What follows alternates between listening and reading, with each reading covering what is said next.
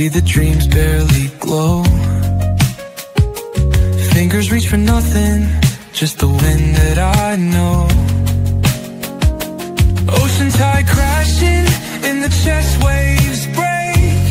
Still drowning in your name, every breath I take. Falling stars, write your name across the sky. Every trail burns bright, but they won't tell me why. Colliding with the echoes, where love used to bloom. In the deep of the night, under a pale lit room.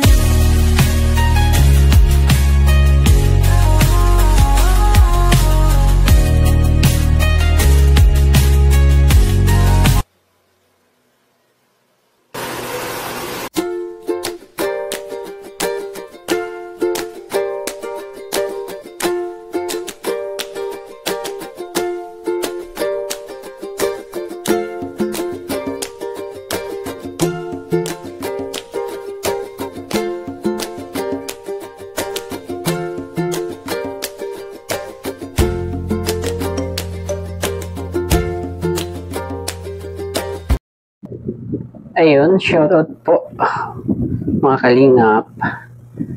Welcome to my YouTube channel, Roselski TV po. Andito po muli tayo para bigyan ng konting reaction ang isang vlog ni Kalingap Rob. Ito po ay yung part 7 ng mga batang sobrang mahiyain. At ito po yung tinaguriang mga batang zombie. At bago po tayo magsimula, pakisuportahan po ang ama ng Kalingap, Kuya Val Santos Matubang, Ate Edna Vlog, Kalingap Rob, at ang mga K-Boys, Kalingap Edu, Kalingap Dan, Kalingap Chomar, Benty Boy, Kalingap Tata, Dr. Lab, at Kuya Red Sign. At eto na nga po, at simulan na po natin. So ayun mga Kalingap, hello po, welcome back po sa ating munting channel. This is Kalingap Rob, and also pa-support din po ang ama ng Kalingap, si Kuya Val Santos Matubang. So ngayon mga Kalingap, shoutout sa mga kasama ko ngayon. Mag-ingat! Nakakatuwa dito mga Kalingap kasi kahit may kanya-kanya na kaming mission, di pa rin talaga nawawala yung samahan. Ano? Yan, si Jom, si Dan, may kanya-kanya na rin beneficiaries. Awataan natin guys yung na-scout ni Kuya Red Zane, no? Yung mga mahiyang magkakapatid. So tara po, let's go, let's go. So yan mga Kalingap, nakakatuwa lang kasi muli ay nagkasama-sama kami ang K-Boys. At ayun na nga po, nagkita-kita ang mga K-Boys. Sinama ni Kalingap Rob lahat ng K-Boys, lalong-lalo na ang tatlong original K-Boys na si Benty Boy, Kalingap Edo at si Kalingap Ian. At diretso na po tayo doon sa bahay ng mga batang mahiyain. At eto po. Tao po. Hello po. Hi Nay. Kumusta po Nay? Hello po, gandang araw po. Hi Chris. Uy, very good. Isa pa, kaway ka pa. Hi Chris. Uy, galing. Ayan, asan po yung iba? Andito sa loob. Anong sabi nila? Dito ka, Nay. Kakausapin na daw nila ako, Nay. Nag-usap na kayo, Nay? Hindi pa. Uy! Bira. Ano? Bira! Oh, ayan naman po. Nanay, at yung sa loob dyan. Sige, pasok tayo dito, bro. Nakapunta ka dito, di ba? Hi, Chris. Hello. Oh, dito na kayo. Dito na kayo, guys. Chris, upo ka nga dito, Chris. Ayan, mga Kalingap. Ayan. Nay, halika Nay. Plano ko po na sila po ay dito ka Chris, dito ka. Oh, Melissa, dito ka, dito ka. So, ayan, Nay. Good morning po. Yan palagay nga po sa So, Nay, good morning po, and una po sa lahat, gusto ko lang po kayong kumustahin, Weekly po tayo bumibisita dito kada week. So, kumusta po ang update po sa kanila, Nay? Okay naman. Okay naman. Ano yung sinabi nila nung nakaraan nung pagkaalis po namin? Wala naman silang kinikwento sa akin. Wala naman. Wala. So kasi ngayon ay gusto ko po silang pagupitan po. Ayun, sobrang ganda ng pagtanggap ni Chris kay Kalinga Prab, no? At ngumiti pa siya pag tawag ni Kalinga Prab. Ayun. At nagsabi na rin si Kalinga Prab doon sa nanay na ilalabas nila ang tatlong magkakapatid para mapagupitan ng buhok. Kasama pa rin yan yung lahat ng K-Boys ay pinakilala doon sa tatlong magkakapatid. Hindi ko na lang po inilagay sa video kasi masyadong mahaba na. At ito po, sa susunod po natin itong video na to. Papakilala ko yung pinaka-pogi. Kuya Jason.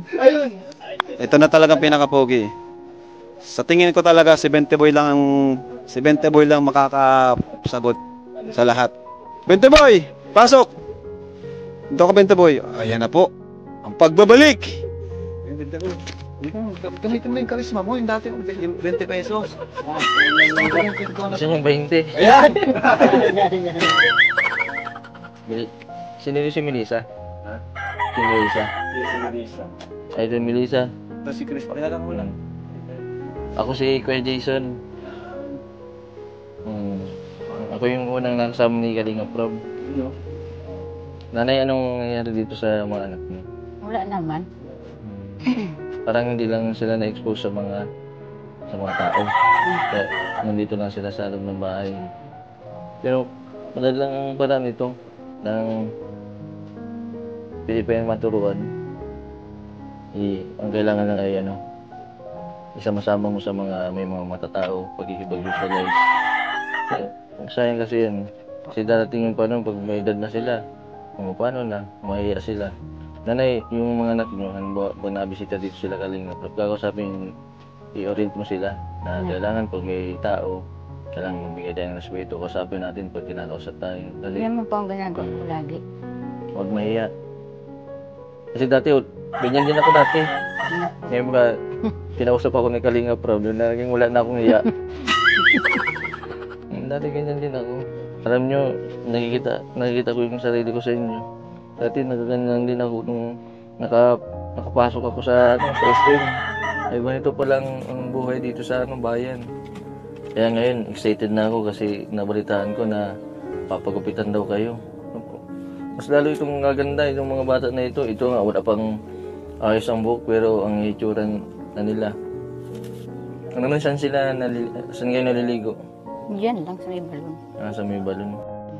Hindi kayo itong mga nagalawan kasi sa balon naliligo. Hindi naman. Pero simulat sa pool, pagkabata, nandito lang sila, hindi nagipaglaro, nagkasalabula. Hindi po. Salamuha din sa mga kabataan. Dapat sanayin nyo sa makikihalubilo din sila sa mga kaedad niya.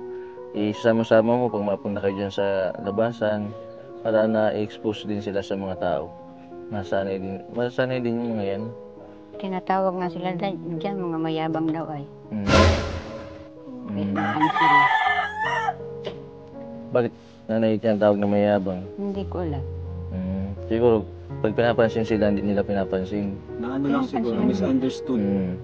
Kasi mayayain kasi sila eh. Ganun talaga pag ang personality, pag mayayain, pag pinansin mo, tapos di ka pinansin, mayayabangan sa'yo. Sinisiraan nga kami dito. Sinisiraan kayo? Oo. Anong sabi? Kasi may nalaman ako dyan, sinisiraan kami sa mga tao. Anong sinasabi na eh? Yung daw, lasinggero daw yung asawa ko, tapos meron, hindi ko alam paano ginagawa nila. Lasinggero daw yung asawa niya po. Pero hindi naman totoo. Hindi naman yung totoo. Asan po pala yung asawa niyo? Parang palaging... Nandiyan nagtatabas. Pinatatabas itong may-ari na tumatira Wala namin. yung asawa eh. Parang bilis ata. Ayun po, isa-isa po yan na pinakilala ni Kalinga Prab sa tatlong magkakapatid, ang mga K-Boys. Pero ang kinuha ko na lang po ay yung si 20 Boy kasi siya yung pinakang mahabang sinabi sa tatlong mga bata. Pinayuhan niya to, mga ito, at maganda naman po ang sinabi ni 20 Boy. Hanggang sa nalaman natin na ang tatlong bata pala ay sinasabihan na mayabang ng ibang tao. At tama siguro si 20 Boy na siguro pag binabati ng ibang tao yung tatlong magkakapatid ay hindi po namamansin o umiimik kasi nga masyadong mahiyain po sila.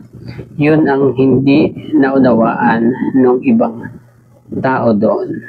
At kaya siguro rin ganyan yung mga magkapatid na yan kasi gawa nga rin po ng mga nakapaligid sa kanila. Nasasabihan sila ng mga ganong salita. Nahihiya talaga sila. Diretso na po natin. Pero walang problema na kung wala naman po kayo okay lang po yun. Kasi kalingap naman po, di naman po namin kayo hahayaang mapasama, di ba? Kasi ang beneficiaries po ng kalingap, isiniingatan po namin yun. Kaya nga po pag may mga reactors na nagbabalahura sa beneficiaries namin, di po namin pinotolerate yun. Kasi okay lang na itapik nila yung mga vlogger, pero yung mga beneficiaries namin, hindi pwede. Kasi wala naman po yung kalaban-laban, di ba? Wala yung mga channel. Binlag namin sila para matulungan, hindi para gawa ng mga kung ano ng issue. Diba, kuya? Kaya yun. Ngayon ko lang pati na napansin na akala ko nga sa social media, yung pagbibideo nila Kalingap Rob, talagang kala ko nagsasalita sila. Pero talagang napatunayan ko ngayon na hindi talaga nagsasalita. Oh, kasi may mga nagsasabi, mga fake news na First time ko sinisiraan yung vlog natin na ay, nagsasalita naman yan. Pero hindi po talaga sila nagsasalita mga kalingap. Siguro kung nagsasalita sila sa mga close nila or sa mga kamag-anak, pero sa ibang tao, ganito po talaga sila. Ano po? Kaya nga po ginagawa namin best namin na masanay po sila sa ibang tao. Lalo na sa mga pogi kagaya ni Kuya Jason. Sabihin nyo na, bakit kailangan nyo ng 20? May 20 ako dito. Tigil mo, may 20 ka dyan. Magic, namiss na yung 20 mo ay. Walang 20, 100. 100, ano? 100 dito. So, ano na, sige na, pabihisin nyo na po na para magsamahan po. At ayun, pinayuhan naman ni Kalingap Rob yung nanay. At napag-usapan yung asawa na sinasabihan daw na lasing ko. Pero hindi naman po totoo. Kaya ang alam ni nanay, sinisiraan sila ng mga tao doon. Ito po ang sinabi ni Kalingap Rob. Okay lang naman daw na makita sa video kasi Kalingap po ang nagbibideo. At pinapangalagaan nila ang kanilang beneficiary, lalong-lalo na sa mga reactor na balahura, sabi ni Kalingap Rob. Ang mga beneficiary ay tinutulungan nga po yan, hindi kung ano man ang gagawin. Ayun. Hanggang sa pinagbihis na po ni Kalingap Rob yung mga bata para maipasyal na po nila at mapagupitan na ang mga buhok. At ito po, diretso na po natin. Run a map around past the pain and the fear, beyond the cold air, searching in the void like you'd still be there. Eyes shut tight, see the dreams barely glow. Fingers reach for nothing, just the wind that I know. Full moon shining, streets come alive, candy paint gleaming, yeah, we thrive. Oh yeah, boombox bumping, let the good times roll. Funk so strong, it's seeping in your soul.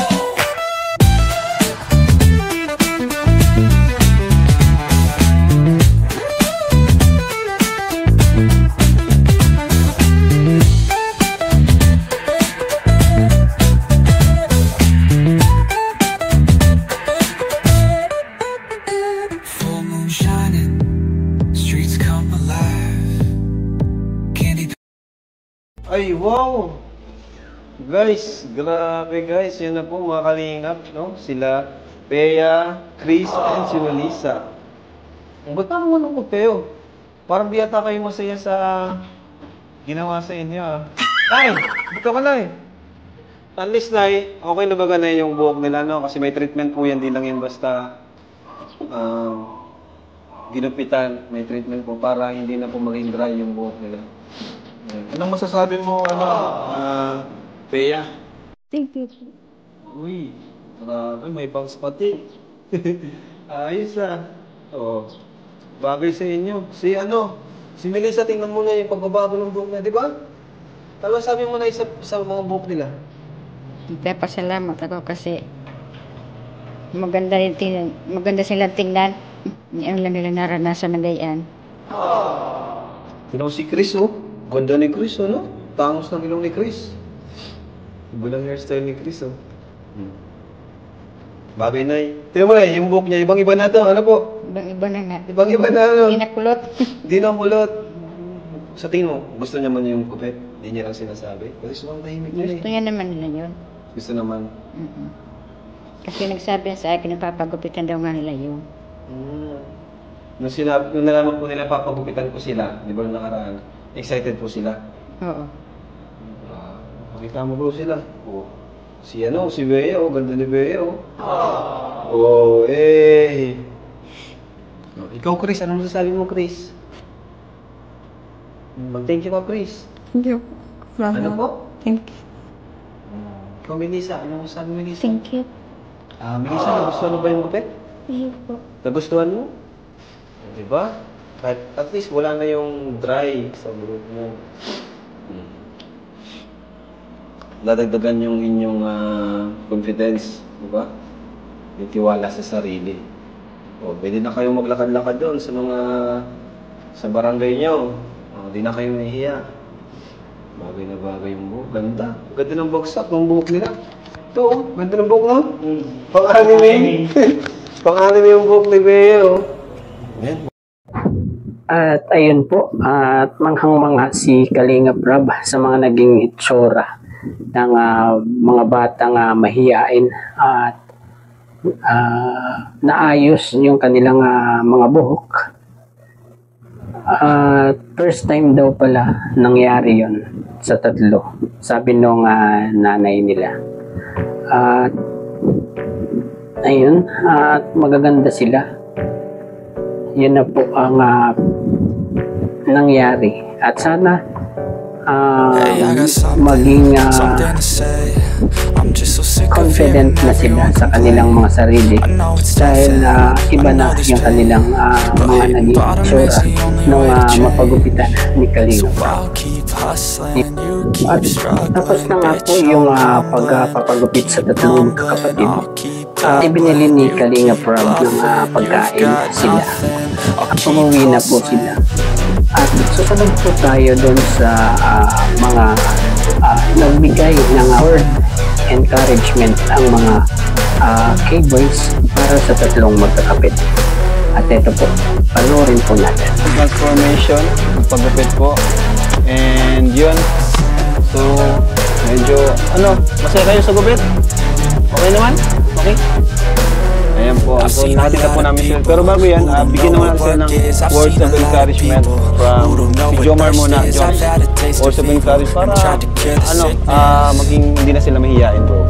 Advice ba sa kanila? Advice mo sa kanila. Dito ko bro. Advice sa sarili, dapat sa sarili. Pero naman kayong may tsura naman kayo, magkwenta naman. So, dapat maging confident kayo sa sarili. Kita mo sa tao, huwag na kayong mahiya. Thank you.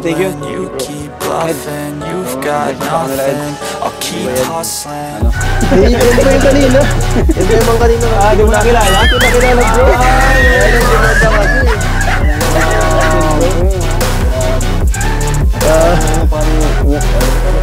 Naawa ko rin. Natakot ako pa rin sa nagupit. Parang galit sila sa nagupit na kanila. Hindi sila masuyon. Sige, advice mo, Ed.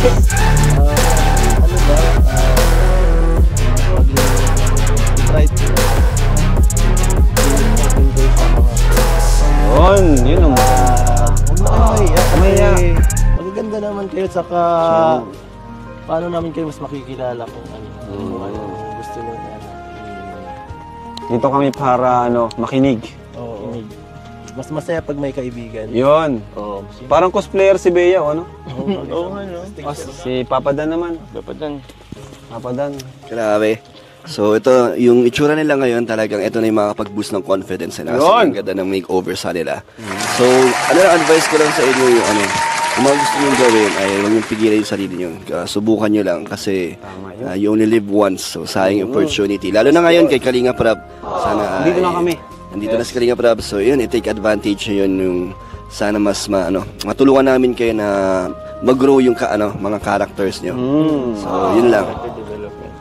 Oh, si Mike. Go, Mike. For me siguro, aralin lang nila sa sarili nila na makipaghalubilo sa mga tao. Kasi malaking bagay yung makakatulong yun sa inyo. And malaking bagay na rin yung nangyari na yun. Itong ginawa mo, Rab, na nag-makeover sila. So, na-boost yung confidence nila. So, yun. Bali, yun lang yung advice ko sa kanila. Yun. So, Ang sabi mo? Parang gusto ko lang bro. Ano lang, siguro, actually, ko sa kanila si Carla dati. Kasi mahiyan kasi bro si Carla dati. Pero sa tingin ko, umpisa nila sa sa simpleng ngiti. Oy, sige nga. Ngiti nga, ngiti. Gusto mo makita yung ngiti nyo. 1, 2, 3, ngiti. Smile. Smile. Bro, Chris, smile nga, ngiti. Ngiti ka nga. Melissa, ang ngiti na yan. Uy! Ngiti nga. Ayun. Si Bea pa. Galing mo. At ayun nga po, at ang masasabi ko lang po, sana ang ginawa ni Kalingap Rab na ito at ang mga payo ng mga K-Boys ay maging daan para maging maayos ang buhay ng tatlong mahiyaing bata na to. At sana magkaroon sila ng self-confidence para mabago ng tuluyan ang kanilang buhay. At ayun po, hanggang dito na lamang po ang ating konting pagre-reaction sa vlog ni Kalinga Prab na ito. At hanggang sa muli po, bye-bye po mga Kalingap. God bless po sa atin lahat.